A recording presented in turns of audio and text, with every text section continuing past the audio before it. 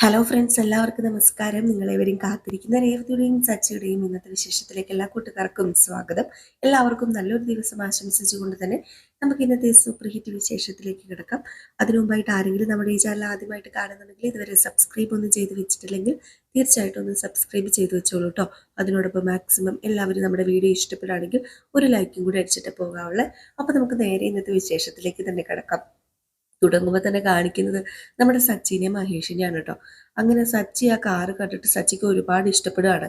അത് സച്ചി പറഞ്ഞു, ഈ കാറ് എടുക്കുന്നവന്റെ ഭാഗ്യമാണ്, ഈ കാറിന് ഒരു പ്രശ്നവുമില്ല, ഈ കാറ് നല്ല കണ്ടീഷനിൽ തന്നെയാണ് ഓടുന്നത്, ഒരു പ്രശ്നമായിട്ട് ഇത് ഒരിക്കലും വഴി കിടക്കത്തില്ല, അതുപോലെ നല്ലൊരു കാറാണ് എന്നൊക്കെ ഇങ്ങനെ പറഞ്ഞു. അപ്പോഴത്തേക്കും നമ്മുടെ മഹേഷ് മനസ്സിൽ വിചാരിക്കുക, ആ ഭാഗ്യവാൻ വേറെ ആരും അല്ലല്ലോ, എടാ സച്ചി നീയാണല്ലോ എന്ന്. അപ്പോൾ സച്ചി ചോദിച്ചു, ഇതെന്താണ് നീ ചിന്തിച്ചു നിൽക്കുന്നത്? ഏയ് ഒന്നുമില്ലടാ, ഞാൻ വെറുതെ അങ്ങ് നിന്നതാ. ഏതായാലും നിന്റെ കൂട്ടുകാരനോട് പോയി പറഞ്ഞേരെ, ഈ കാർ എടുത്താൽ ഒരു കുഴപ്പമില്ല, ഈ കാർ എടുത്തേക്കാന്, ഇനിയിപ്പം വെച്ച് താമസിപ്പിക്കണ്ട, വേറെ ആരെങ്കിലും കൊണ്ടുപോകുന്നതിന് മുമ്പ് തന്നെ ഈ കാർ വന്ന് എടുത്തോണ്ട് പോകാൻ പറ. പൈസ ഉണ്ടായിരുന്നെങ്കിലേ ഞാൻ എടുത്തേനെ. എനിക്കും ഒരു ചെറിയ നോട്ടമൊക്കെ ഉണ്ടായിരുന്നു, പിന്നെ എന്ത് ചെയ്യാനാ, പൈസ ഇല്ലല്ലോ.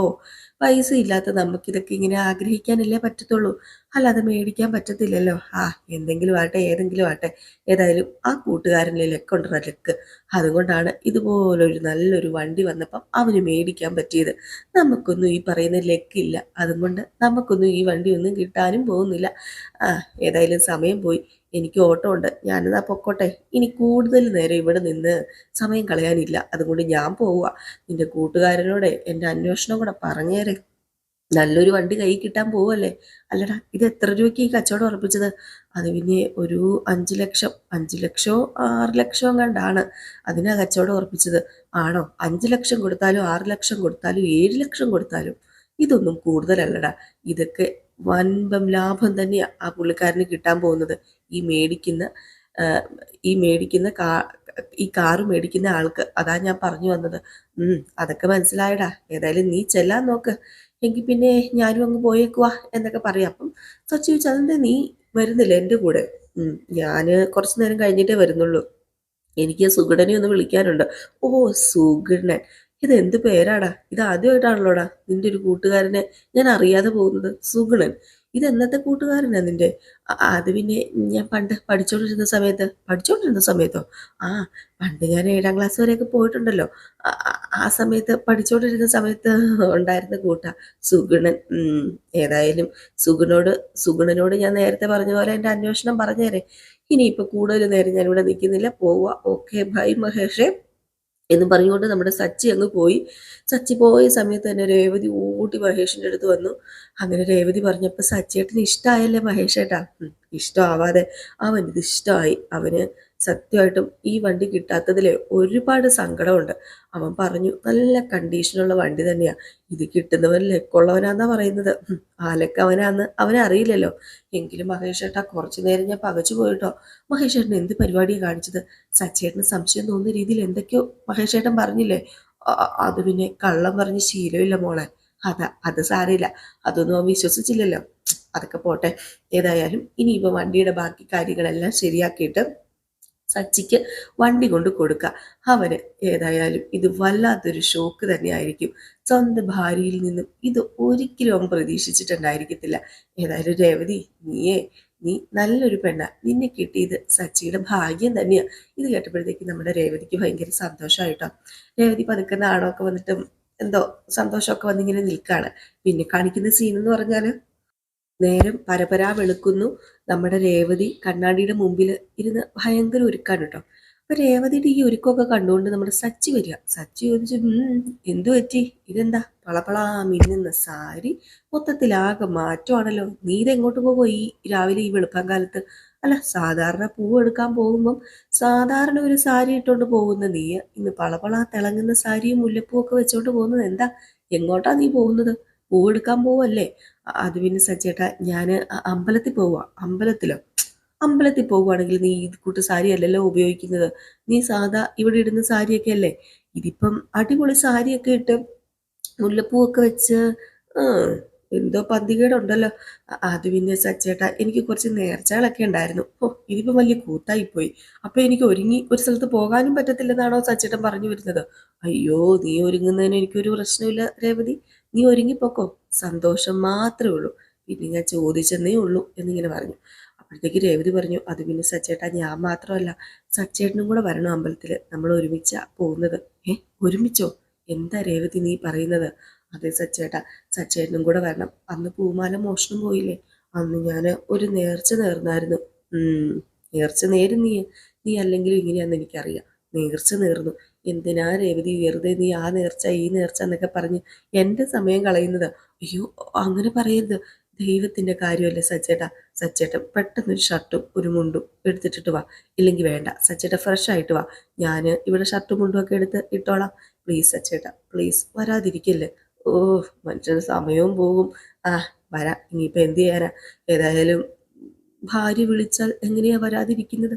ഞാൻ വരാം എന്നിങ്ങനെ പറഞ്ഞിട്ട് നമ്മുടെ സച്ചി ഫ്രഷ് ആകാൻ പോയ സമയം കൊണ്ട് രേവതി സച്ചിക്ക് ഒരു മുണ്ടും ഒരു ഷർട്ടും, ഒരു നല്ലൊരു മുണ്ടും ഒരു ഷർട്ടും ഒക്കെ എടുത്ത് തേച്ചൊക്കെ വെക്കുക. ഏതായാലും നമ്മുടെ സച്ചി റെഡിയായിട്ട് വന്നിട്ട്, ഇതെന്താ രേവതി പുത്തൻ ഷർട്ടും പുത്തൻ മുണ്ടൊക്കെ? അത് പിന്നെ ഇത് മതി സച്ചേട്ടാ, അമ്പലത്തിൽ പോവല്ലേ, ഒരു നല്ല കാര്യത്തിനല്ലേ. നല്ല കാര്യത്തിനോ? എന്ത് നല്ല കാര്യം? അല്ല, അമ്പലത്തിൽ പോകുന്നത് നല്ല കാര്യമാണല്ലോ, അതാ ഞാൻ ഉദ്ദേശിച്ചേ. അമ്പലത്തിൽ പോകുന്നത് നല്ല കാര്യമാ. എന്നാ പിന്നെ പോകാം, വെച്ച് താമസിപ്പിക്കണ്ട. ഈ സമയം നമ്മുടെ ചന്ദ്ര ഇവര് രണ്ടുപേരും പോകുന്നതൊക്കെ കണ്ടിട്ട്, ഓ, രാവിലെ കെട്ടിയോൾക്കും കെട്ടിയവനും അങ്ങ് ഇറങ്ങി പോയാൽ മതിയല്ലോ. ഇവിടുത്തെ കാര്യം ഒന്നും അറിയണ്ട. ഇവിടുത്തെ കാര്യം ചെയ്യാൻ ഇപ്പം കഴുതിയെ പോലെ പണിയെടുക്കാൻ ഞാനിവിടെ ഉണ്ടല്ലോ. ചന്ദ്രേ, അതിനിപ്പോ എന്താ ചന്ദ്രേ കുഴപ്പം? നീ ഇവിടെ വെറുതെ ഇരുന്ന് തിന്നുവല്ലേ. നിങ്ങളും പറഞ്ഞു ഇനി ഞാൻ വെറുതെ ഇരുന്ന് തിന്നുവന്ന്. അവൾ ആവശ്യത്തിലേറെ പറയുന്നുണ്ടെന്നെ. ഞാൻ വെറുതെ ഇരുന്ന് തിന്ന, എനിക്ക് ജോലിയില്ല. കഴിഞ്ഞ ദിവസം ഞാൻ എന്തോ പറഞ്ഞെന്നും പറഞ്ഞു. ഓ, എൻ്റെ അമ്മ വെറുതെ ഇരുന്ന് തിന്നുവല്ല, ഇവിടെ നിങ്ങൾ വെറുതെ ഇരുന്ന് തിന്നുവല്ലേ എന്നൊക്കെ പറഞ്ഞു അവൾ എന്തൊക്കെ ഡയലോഗ് ഇട്ടു. എന്താ ആ ഡയലോഗ് നിങ്ങൾ കോപ്പി അടിച്ചതാണോ? അല്ല, ഒരു വാസ്തവം അല്ലേ.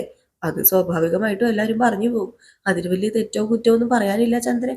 ചന്ദ്രൻ, നീ ഒരു കാര്യം ചെയ്യേ, എനിക്ക് ഒരു കോഫി വേണം. നീ ഓടിപ്പോ ഒരു കോഫി എടുത്തിട്ട് വാ.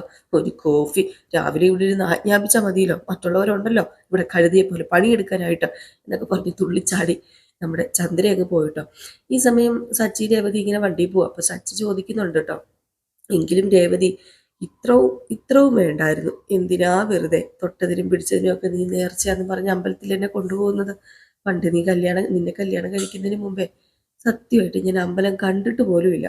ഓ, അമ്പലത്തില് അന്ന് ഞാനൊന്നും പോകാറില്ലായിരുന്നു. എന്നോട് ഒരുപാട് അച്ഛൻ പറയുമായിരുന്നു അമ്പലത്തിൽ പോണെന്ന്. പക്ഷെ അന്നൊന്നും ഞാൻ അമ്പലത്തിൽ പോയിട്ടേ ഇല്ല. അല്ലെങ്കിലും ഈ ദൈവം അമ്പലത്തിൽ മാത്രമല്ലല്ലോ, ദൈവം എൻ്റെ മനസ്സിലും ഉണ്ട് സച്ചേട്ടാ. എല്ലാവരുടെയും മനസ്സിൽ ദൈവമുണ്ട്. തൂണിലും തുരുമ്പിലും എല്ലാം ദൈവമുണ്ട്. പക്ഷേ നമ്മൾ മനുഷ്യരല്ലേ, നമുക്ക് ചില കർമ്മങ്ങൾ തന്നിട്ടുണ്ട് ദൈവം. ആ കർമ്മങ്ങൾ നമ്മളല്ലേ ചെയ്തു തീർക്കേണ്ടത്. ആ കൂട്ടത്തിൽ പെട്ടത് തന്നെയാ ഈ പ്രാർത്ഥനയൊക്കെ. അത് അമ്പലത്തിൽ പോയിട്ട് പ്രാർത്ഥിച്ചെന്നും പറഞ്ഞ് ഒരു പ്രശ്നവും വരാൻ പോകുന്നില്ല. പിന്നെ ഏറ്റവും പരിശുദ്ധിയുള്ള സ്ഥലമാണ് അമ്പലം. നമ്മളിപ്പം വീടായിക്കോട്ടെ വേറെ എവിടെയും ആയിക്കോട്ടെ, നമുക്ക് സമാധാനത്തിലിരുന്ന് പ്രാർത്ഥിക്കാൻ പറ്റില്ല. പക്ഷെ അമ്പലത്തിൽ പോയി കഴിഞ്ഞാൽ അവിടുത്തെ ഒരു ശുദ്ധവായുവും അവിടുത്തെ ആ ഒരു നിശബ്ദതയും അതുപോലെ തന്നെ ദേവിയുടെ മുമ്പിൽ നിന്ന് പ്രാർത്ഥിക്കുമ്പോൾ കിട്ടുന്ന ഐശ്വര്യവും അതൊന്നും നമുക്ക് വേറെ എവിടെ പോയി പ്രാർത്ഥിച്ചാലും കിട്ടില്ല. അതുകൊണ്ടാണ് ഞാൻ പറഞ്ഞത്, സജ്ജേട്ടാ ഇനി ഇങ്ങനെയൊന്നും പറയരുത് എന്നൊക്കെ പറഞ്ഞിട്ട് നേരെ ഇവർ വണ്ടി കൊണ്ട് നിർത്തുന്നത് ആ ഒരു അമ്പലത്തിലാണ് കേട്ടോ. അതായത് നമ്മുടെ ദേവവും ലക്ഷ്മിയുള്ള അമ്പലത്തിൽ. അങ്ങനെ വണ്ടി കൊണ്ടുവന്ന് നിർത്തിയതും നമ്മുടെ ദേവു ലക്ഷ്മിയോട് ആരാ വരുന്നതെന്ന് നോക്കിയേ, രേവതി ചേച്ചി വന്നല്ലോ എന്ന് പറഞ്ഞു. അങ്ങനെ രേവതി ചേച്ചിനെ കണ്ടതും, കൊള്ളാലോ, ഇന്ന് അടിപൊളി ആയിട്ടുണ്ടല്ലോ. സ്നേഹ സമ്മാനം കൊടുക്കാൻ പോവുമല്ലേ, അതിൻ്റെ ആയിരിക്കും. അപ്പോഴത്തേക്ക് രേവതി പറഞ്ഞു, എൻ്റെ പൊന്നു ദേവു, നീ ഒന്നും മിണ്ടാതിരുന്നേ. സച്ചി സ്നേഹ സമ്മാനമോ? അത് പിന്നെ ഒന്നുമില്ല സച്ചേട്ടാ, ഈ പെണ്ണിന് ഓരോരോ ഭ്രാന്ത, അല്ലാതെ പിന്നെ എന്താ പറയുക. അതേ പ്രായത്തിൻ്റെ മര്യാദയ്ക്ക് മാറിപ്പോടി എന്ന് പറഞ്ഞ് നമ്മുടെ ദേവുവിനെ അവിടെ നിന്ന് മാറ്റിവിടുക. അപ്പോഴത്തേക്ക് ലക്ഷ്മി വന്നിട്ട്, മോനെ വാ, കയറി വാ, മോന് സുഖമാണല്ലോ അല്ലേ എന്നൊക്കെ ചോദിക്കുന്നുണ്ട്. അപ്പം നമ്മുടെ സച്ചി പറയുന്നുണ്ട്, കുഴപ്പമില്ല അമ്മേ, സുഖമായിട്ട് പോകുന്നു. ഞങ്ങളെല്ലാം അറിയുന്നുണ്ട്, രേവതി എല്ലാം പറയുന്നുണ്ട്. അത് അത് പിന്നെ എന്തെങ്കിലും തെറ്റ് ശരത്ത് ചെയ്തിട്ടുണ്ടെങ്കിൽ അതങ്ങ് ക്ഷമിച്ച് കള മോനെ. അല്ലാതെ പിന്നെ എന്ത് ചെയ്യാനാ? ഇനിയിപ്പം ആ പേരും പറഞ്ഞ് അങ്ങോട്ടും ഇങ്ങോട്ടും അടിയും വഴക്കും ഒന്നും വേണ്ട കേട്ടോ എന്നൊക്കെ ലക്ഷ്മി പറഞ്ഞപ്പോഴത്തേക്കും ആ ആ ആ എന്ന് നമ്മുടെ സച്ചി മൂളുവാണ്. അപ്പൊ നമ്മുടെ രേവതിയും ദേവും പറഞ്ഞു, വാ എന്നാ പിന്നെ നമുക്ക് അമ്പലത്തിനകത്തേക്ക് പോകാന്ന് പറഞ്ഞു. അപ്പൊ രേവതിയുടെ കയ്യിൽ, അല്ല രേവതിയുടെ ദേവുവിന്റെ കയ്യിൽ ഒരു പൂമാലയൊക്കെ ഇരിക്കുന്നുണ്ട്. സച്ചി ചോദിച്ചത്, എന്താണ് ഈ പൂമാല നിന്റെ കയ്യിൽ?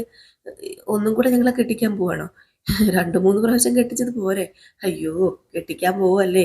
ഇതേ ഒരു കസ്റ്റമർ എനിക്ക് ഓർഡർ തന്ന മാലയാ, അത് അകത്ത് കൊണ്ട് കൊടുക്കണം, അതിന് പോവാന്ന് പറഞ്ഞു. അങ്ങനെ നേരെ അമ്പലത്തിൽ ചെന്നു. അമ്പലത്തിൽ ചെന്ന് ഇങ്ങനെ തൊഴുതപ്പോൾ ശാന്തി ഇറങ്ങി വന്നു.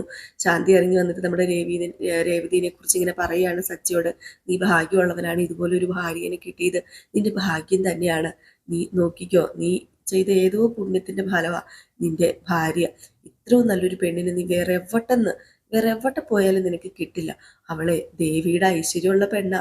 ഞങ്ങളിവിടെ ദേവീനെ എങ്ങനെ കാണുന്നോ അതുപോലെ തന്നെ ഈ രേവതിയെ കാണുന്നത്. അതുപോലെ ദേവി ഐശ്വര്യം കൊടുത്ത കുഞ്ഞാ ഞങ്ങളുടെ രേവതി. ചെറുപ്പം മുതലേ അവൾ ഞങ്ങളുടെ ഇവിടെ കളിച്ചു വളർന്ന് ദേവിക്ക് പൂമാലയൊക്കെ കെട്ടി സഹായങ്ങളൊക്കെ ചെയ്ത് കൂടെ നിന്നവളാ. അവൾക്ക് പിന്നെ ദേവിയുടെ അനുഗ്രഹം ഉണ്ടാവില്ലേ? നിങ്ങൾ രണ്ടും എന്ന് സുഖമായിട്ട് ദീർഘസുമംഗലിയായിട്ട് ജീവിക്കും രേവതി നീ എന്നൊക്കെ പറയുന്നുണ്ട് കേട്ടോ. ഇതൊക്കെ കേട്ട് കഴിയുമ്പോഴത്തേക്ക് സച്ചി ചോദിക്കുന്നുണ്ട്, രേവതി ഇത് നീ പൈസ കൊടുത്ത് വല്ലതും പറയിപ്പിച്ചതാണോ ഡീ എന്നിട്ടോ. അപ്പോഴത്തേക്കും നമ്മുടെ രേവതി എൻ്റെ പൊന്ന് സച്ചേട്ടാന്ന് പറഞ്ഞു. അപ്പോഴത്തേക്കുമാണ് ഈ പൂമാല നമ്മുടെ ദേവ് കൊണ്ടുപോയി ആ ഒരു വണ്ടിക്ക് ഇടുകയാണ് കേട്ടോ. അപ്പൊ മഹേഷ് അവിടെ നിൽക്കുക. ഇത് കണ്ടത് സച്ചി അങ്ങ് വണ്ടറടിച്ചു പോയി. സച്ചി, എടാ മഹേഷ്, നീ എന്താടാ ഇവിടെ? അത് പിന്നെ കൂട്ടുകാരന്റെ വണ്ടി. ഓ, സുഗുണന്റെ വണ്ടി. ആ, സുഗുണന്റെ വണ്ടി പൂജിക്കാൻ വേണ്ടി വന്നതാ. എന്നിട്ട് നിന്റെ കൂട്ടുകാരൻ സുഗുണൻ എവിടെ? സുഗുണനെ പുറകെ വരുന്നുണ്ട്. ഞാന് ഇപ്പൊ ഇത് തൽക്കാലം പൂജിച്ചിട്ട് ഇരിക്കുമ്പോഴത്തേക്കും അവൻ ഇങ്ങോട്ട് എത്തും. അതെന്ത് പരിപാടിയാടാ?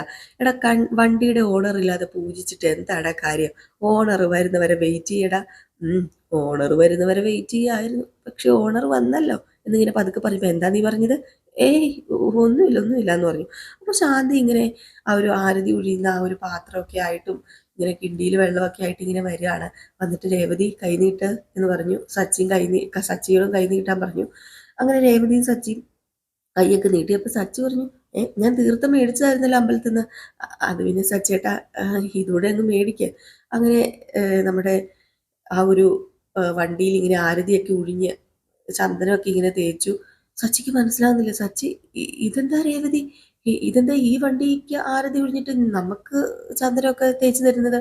ഇത് സുഗണന്റെ വണ്ടിയല്ലേ, ഈ നിൽക്കുന്ന മഹേഷിന്റെ കൂട്ടുകാരന്റെ വണ്ടി.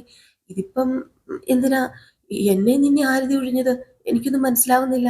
അപ്പോഴത്തേക്കും നമ്മുടെ ദേവ് പറഞ്ഞു, മനസ്സിലാകും, പതുക്കെ മനസ്സിലായിക്കോളും.